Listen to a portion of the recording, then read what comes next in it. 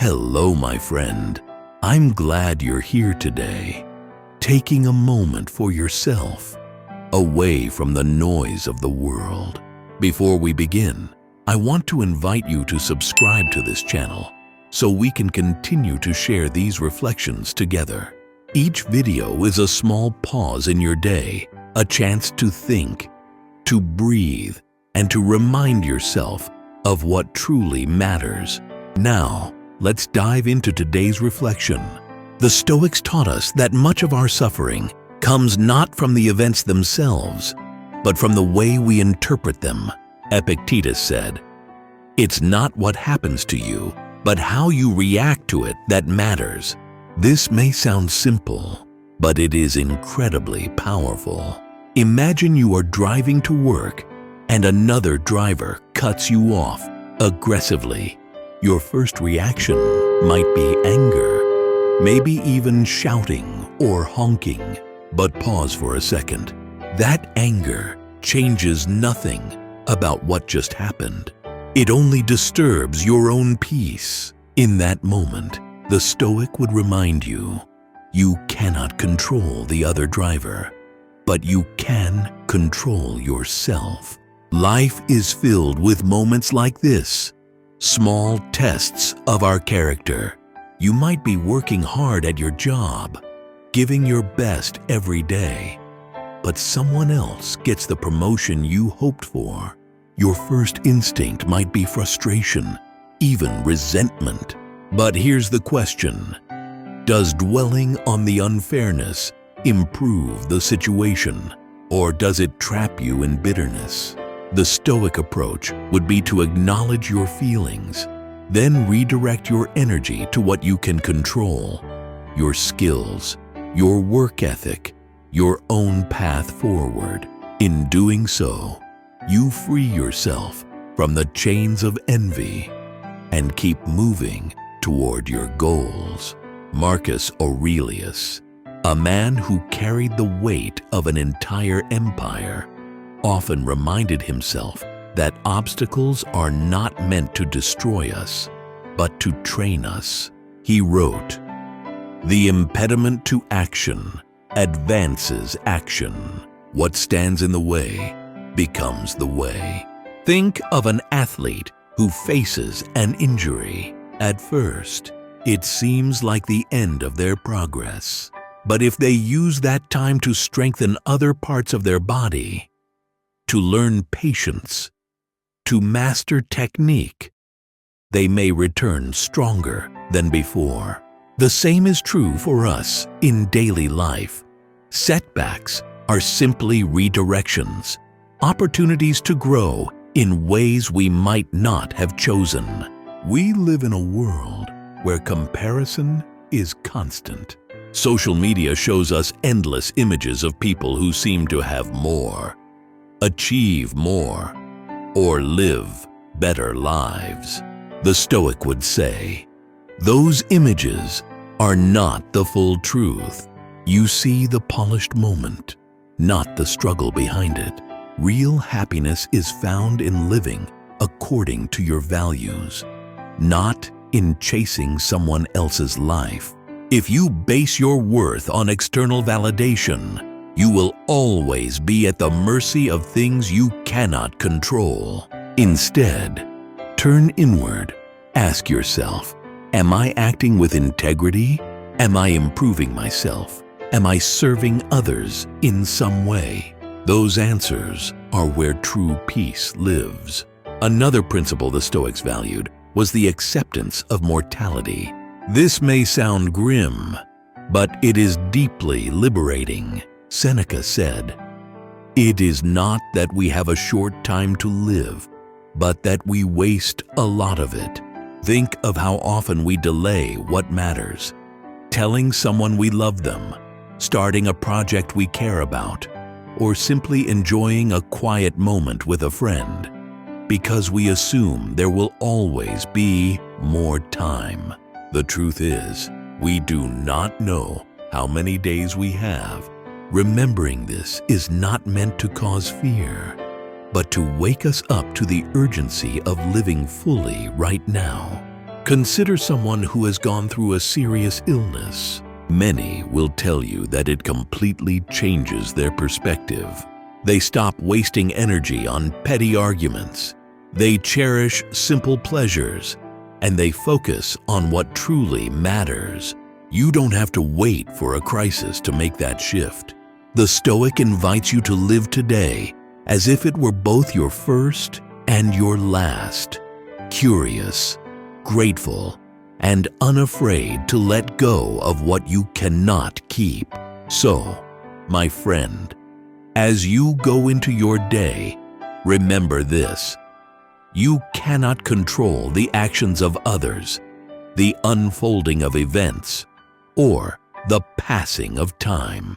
But you can control how you respond, the choices you make, and the attitude you carry. This is where your true power lies. Protect your mind as you would your most precious possession, because it is the one thing no one can take from you unless you give it away. We waste so much energy trying to control what was never in our power. The traffic jam, the delayed flight, the unfair comment, the sudden change in plans. These are not under our command. What we can control is our response. And yet we often give that power away without thinking. Epictetus reminded us, it's not what happens to you, but how you react to it that matters. The event is neutral. The meaning you give it is what creates peace or suffering. Think about the last time something small ruined your day. Perhaps a stranger cut you off in traffic, or someone didn't answer your message. In the moment, it felt like an offense, a personal attack. But if you step back, you realize that the situation itself had no built-in power to disturb you. It was your interpretation that gave it life. When you truly grasp this, life becomes lighter. In the workplace, a colleague might criticize your effort. You can choose to take offense, or you can choose to examine their words calmly. Maybe there is a lesson in them. Maybe there is nothing worth keeping. Either way, your peace does not depend on their tone or their judgment. Marcus Aurelius wrote, "If it is not right, do not do it. If it is not true, do not say it." Apply this to your thoughts as well. If it's not useful, let it go. Social media offers another battlefield. We see people posting perfect lives, expensive trips, flawless bodies. Comparison quietly creeps in, poisoning our gratitude. But the Stoics remind us, external appearances do not define the quality of your life. A calm mind and a disciplined heart are worth infinitely more than the approval of strangers. The feed will always refresh. The question is whether your mind will remain steady as it scrolls. Life will continue to deliver events you didn't plan and people you cannot control. This is the nature of the world. Your only real power is to master yourself, to guard your thoughts, to direct your focus toward what is within your reach, and to release everything else. This is not weakness. This is freedom. We live as if the world owes us smooth roads, agreeable people, and predictable days. But reality does not bend to our wishes. The rain will fall on the day of your outdoor plans. The person you trusted will sometimes disappoint you. The work you did with care might still be overlooked.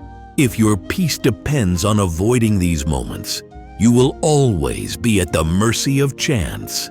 The Stoics understood this and taught a better way. Shift your focus from controlling events to controlling yourself. A delayed flight cannot be sped up by anger. A rude remark cannot be erased by replaying it in your mind. Yet we treat our irritation as if it were a tool for changing the world, when in truth, it only changes us, and never for the better. Marcus Aurelius wrote, "You have power over your mind, not outside events. Realize this, and you will find strength." This is not an invitation to be passive. It is a call to place your energy where it can actually make a difference. Picture two people stuck in the same traffic jam. One pounds the steering wheel, curses, and arrives drained. The other listens to an audiobook, reflects on their day, or simply breathes. The traffic was the same for both. The difference was in the discipline of their thoughts. The first person surrendered control to frustration. The second guarded it carefully. We often say, "They made me angry," or "That situation ruined my mood." In reality, no one can insert an emotion into your mind without your cooperation. What they give you are actions, words, and circumstances. The rest is your own addition. Remove that addition, and the disturbance dissolves. This is the discipline the Stoics practice daily. The refusal to hand over their inner freedom to the chaos outside. In modern life, this principle is even more vital. News headlines, social media debates, and endless notifications pull at our emotions, each one trying to claim a piece of our attention. You could react to all of it, spending your days in a constant state of agitation. Or you could pause and ask the most stoic of questions. Is this within my control? If it is not, let it pass. If it is, act with clarity and without haste. The world will not grow gentler for you.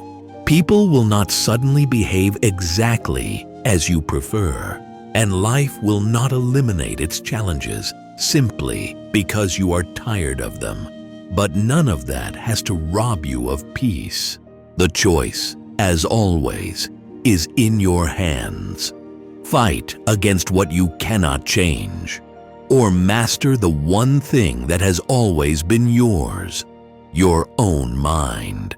Most people live as if the universe had promised them comfort, predictability, and fairness.